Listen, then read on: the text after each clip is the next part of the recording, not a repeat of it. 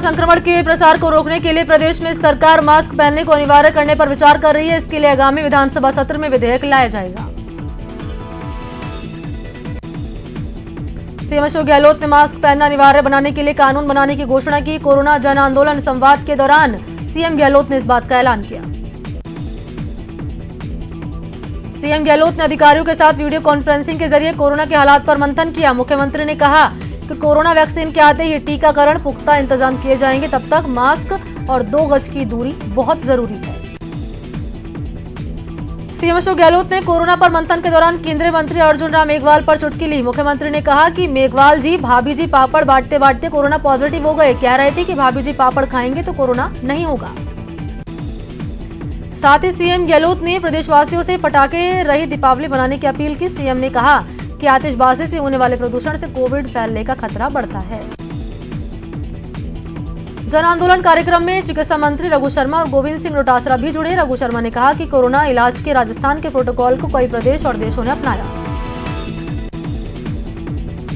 Corona जन आंदोलन पर सीएम के संवाद में अंतर्राष्ट्रीय पदक विजेता रजत चौहान और राजूलाल ढाका भी जुड़े। रजत चौहान और राजूलाल ढाका को डिप्टी एसपी नियुक्त होने पर सीएम गहलोत ने बधाई दी। रजत चौहान ने कहा कि सरकार ने आउट ऑफ टर्न नौकरी देकर बहुत बड़ा काम किया। ये मेरे ऊपर कर्ज है, ओलंपिक पदक जीतकर ये कर्ज उतारूंगा। बिहार के बाद अब राजस्थान में भी कोरोना वैक्सीन को लेकर सियासी बयानबाजी शुरू हो गई। सीएम अशोक गहलोत ने केंद्र सरकार से देश के हर नागरिक को मुफ्त वैक्सीनेशन की घोषणा करने की मांग की।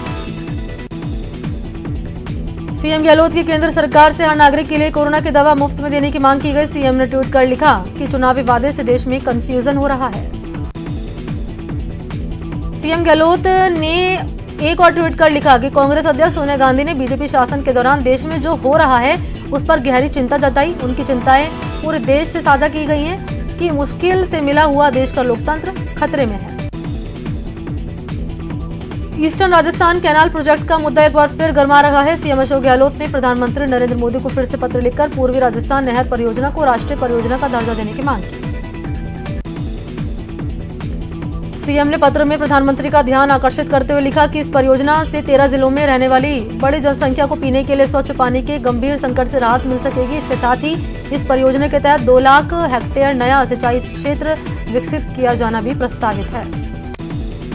मुख्यमंत्री ने प्रधानमंत्री मोदी को ईआरसीपी के राष्ट्रीय परियोजना का दर्जा देने की मांग को लेकर इसी साल 9 जुलाई और 20 जुलाई को भी पत्र लिखे थे। 3 महीने में इस मुद्दे पर सीएम अशोक गहलोत का ये तीसरा पत्र है।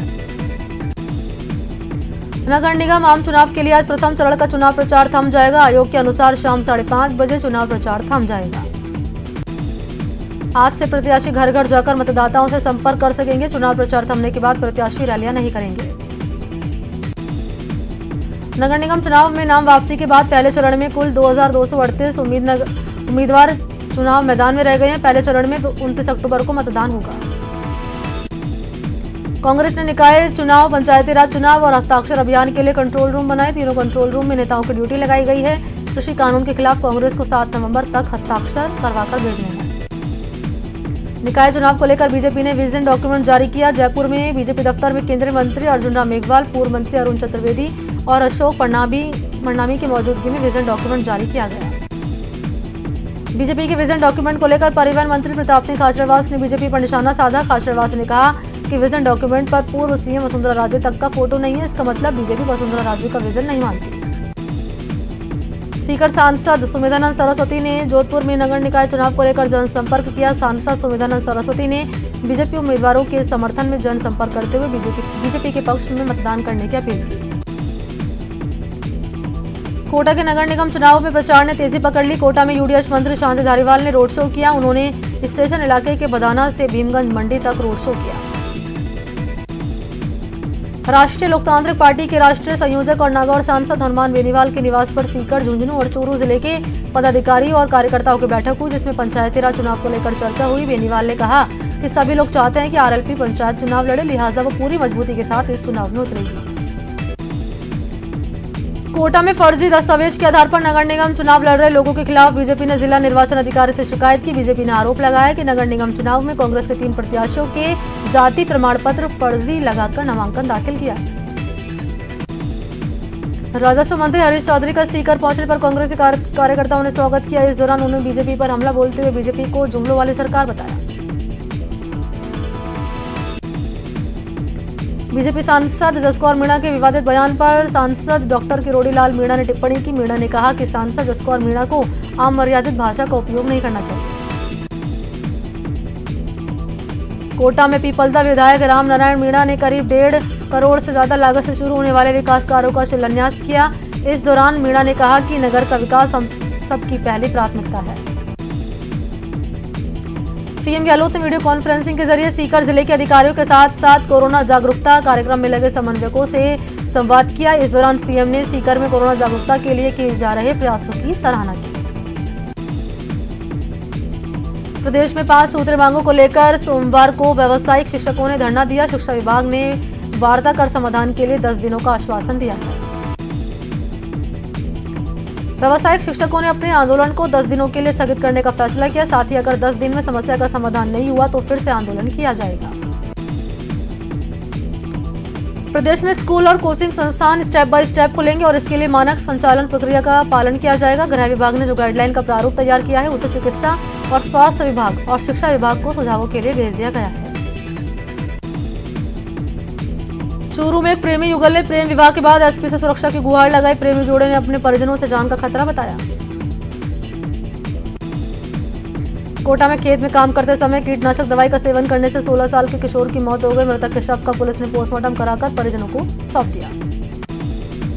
सवाईमाधोपुर के बटोदा थाना क्षेत्र में कुंड में एक युवक का शव मिलने से सनसनी फैल गई। घटना की सूचना मिलते ही बटोदा थाना पुलिस मौके पर पहुंची और कुंड से शव को निकालकर अपने कब्जे में ले लिया।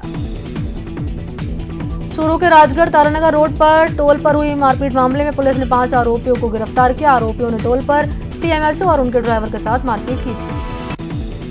सीकर में थाना अधिकारी के पिता के आत्महत्या मामले में नया ट्विस्ट आया। मामले में ग्रामीणों ने निष्पक्ष जांच करवाने की मांग करते हुए थाना अधिकारी बेटे के आरोपों को झूठा बताया। जयपुर में जेडीए ने कार्रवाई करते हुए गोविंदपुरा रोपाड़ा से 80 बीघा सरकारी जमीन को अतिक्रमण मुक्त करवाया। पिछले 30 से 35 साल से इस जमीन पर अतिक्रमण था। बीकानेर पुलिस ने मादक पदार्थ के खिलाफ कार्रवाई करते हुए 2 आरोपियों को गिरफ्तार किया। आरोपियों के पास से एक गाड़ी भी बरामद हुई। बीकानेर की कोलाया थाना पुलिस ने मादक पदार्थ के खिलाफ कार्रवाई करते हुए अवैध शराब की बड़ी खेप के साथ 2 आरोपियों को गिरफ्तार किया। पुलिस ने आरोपियों के कब्जे से एक गाड़ी भी जब्त की। अलवर में एनईबी थाना पुलिस ने फरार चल रहे शराब तस्कर को गिरफ्तार किया। फिलहाल पुलिस दोनों आरोपियों से पूछताछ में जुटी है। दौसा में पुलिस ने बेशकीमती जमीन पर कब्जा करने का प्रयास कर रहे भूमाफियों को गिरफ्तार किया। साथ ही काम को भी रुकवा दिया। श्री गंगानगर में न्यूज 18 की खबर का बड़ा असर हुआ। अनूपगढ़ में 22 अक्टूबर से चल रहा धरना पुलिस की समझाइश के बाद खत्म हो गया। पुलिस ने आरोपियों की गिरफ्तारी का आश्वासन दिया। चूरू के महिला सुरक्षा और सलाह केंद्र ने आज लंबे समय से बिछड़े पति पत्नी को मिलवाया। महिला सुरक्षा और सलाह केंद्र ने मामले का निस्तारण करते हुए अपने पति से दूर रह रही पत्नी को ससुराल के लिए ही ऑफिस से ही रवाना किया। जयपुर में जासूसी का आरोपी रोशन दीन को पुलिस ने गिरफ्तार किया। आरोपी पर पाक हैंडलिंग अफसर के इशारे पर काम करने का आरोप है। आरोपी रोशन दीन बाड़मेर का रहने वाला है, जो व्हाट्सएप ऐप के पाकिस्तान के अफसरों को गोपनीय सूचना भेजता था। श्री गंगानगर में डेरा सच्चा सौदा की ओर से संचालित सतनाम सिंह अस्पताल के एक चिकित्सक ने आत्महत्या कर ली। घटना की सूचना मिलते ही पुलिस मौके पर पहुंची और शव को अपने कब्जे में ले लिया। दौसा में एटीएम में तोड़फोड़ का मामला सामने आया। अज्ञात बदमाशों ने शहर के आगरा रोड स्थित केनरा बैंक के एटीएम में घुसकर एटीएम को तोड़ने की कोशिश की। इस दौरान बदमाशों ने एटीएम के लगे सीसीटीवी भी तोड़ दिए। अलवर के महिला अस्पताल में 10 दिन के नवजात को कोई पालना गृह में छोड़कर चला गया। बच्चे को शिशु अस्पताल में भर्ती करा दिया गया। बच्चा पूरी तरह से स्वस्थ है। करौली में जमीन विवाद में पुजारी को जिंदा जलाकर मार डालने के बाद महज 18 दिन भी अलवर में दिल जला देने वाला मामला सामने आया। अलवर के कुमपुर गांव में 5 महीने से तनख्वाह मांग रहे शराब ठेके के सेल्समैन की जिंदा जलाकर हत्या कर दी गई। परिजनों की शिकायत पर पुलिस ने सुभाष यादव और ठेकेदार राकेश यादव के खिलाफ हत्या और SC/ST एक्ट की धाराओं में केस दर्ज किया। कोटा रामपुरा थाना इलाके में धड़ल्ले से चल रहे जुआ सट्टे के बावजूद भी कार्रवाई न करने के मामले में SHO के बाद अब हेड कांस्टेबल शंकरलाल और कांस्टेबल दुर्गालाल को भी सस्पेंड कर दिया गया है। चूरू के सुजानगढ़ कस्बे में मोबाइल की दुकान में हुई 10 लाख की चोरी मामले में सीसीटीवी फुटेज सामने आया। सीसीटीवी फुटेज में 5 से 6 लोग शातिराना अंदाज से चोरी की वारदात को अंजाम देते हैं। बता दें कि चोरों ने 22 अक्टूबर को इस चोरी की वारदात को अंजाम दिया था। भरतपुर के डी के गिरसे में जमीनी विवाद को लेकर दो पक्षों में खूनी संघर्ष हो गया। इस दौरान 60 साल के बुजुर्ग की पीठ में गोली लग गई, जिसकी इलाज के दौरान मौत हो गई। अलवर में पुलिस ने बड़ी कार्रवाई करते हुए फर्जी दस्तावेज बनाकर ठगी करने वाले गैंग का भंडाफोड़ किया। पुलिस ने गैंग के 5 बदमाशों को गिरफ्तार किया। उनके कब्जे से 44 फर्जी SIM card, 1 laptop, 1 Creta car, 1 biometric machine जब्त की।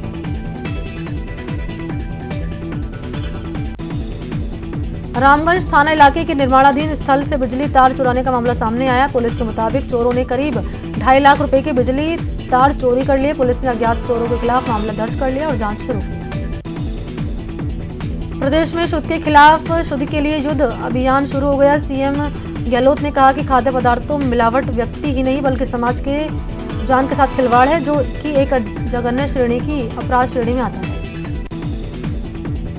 बूंदी में दिवाली को देखते हुए ट्रैफिक विभाग हरकत में आया। नगर परिषद की ओर से बाजार में दुकानों के बाहर सामान फेंकने वालों को चेतावनी दी गई।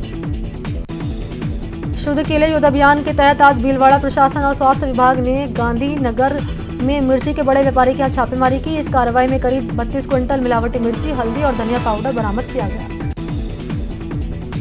त्योहारी सीजन पर चूरू जिले में आज से शुद्ध के लिए युद्ध अभियान का आगाज हुआ। जिला मुख्यालय पर मिलावटी खाद्य सामग्री की बिक्री पर अंकुश लगाने के लिए तहसीलदार की अगुवाई में अभियान चलाकर कई प्रतिष्ठानों पर जांच की गई और संदेह पर मावे के सैंपल लिए गए। शुद्ध के लिए युद्ध अभियान के तहत बीकानेर में स्वास्थ्य विभाग ने दूसरी कार्रवाई को अंजाम दिया। इस दौरान शहर के जोधपुर मिष्ठान भंडार पर स्वास्थ्य विभाग की टीम पहुंची और वहां पर मिठाइयों के सैंपल लिए। त्योहारी मौसम को देखते हुए शुरू हुए शुद्ध के लिए युद्ध अभियान के तहत अजमेर के किशनगढ़ में रसद विभाग की टीम ने कार्रवाई करते हुए मावे की दुकान से 200 किलो मिलावटी मावा पकड़ा, जिसे बाद में नष्ट किया गया। अलवर में चिकित्सा और खाद्य विभाग ने दीपावली से पहले मिलावट के खिलाफ कार्रवाई शुरू कर दी। टीम ने अभियान के लिए 2 टीमें बनाई। प्रदेश में चल रहे शुद्ध के लिए युद्ध अभियान के तहत कोटा में बड़ी कार्रवाई हुई है। कोटा के रानपुर में ऑयल कंपनी पर कार्रवाई करते हुए 1799 किलो रिफाइंड तेल सीज किया है, जिसकी कीमत 2,58,000 रुपए बताई जाती है। यहाँ रुकते हैं छोटे से ब्रेक के लिए, जल्द हाजिर होते हैं।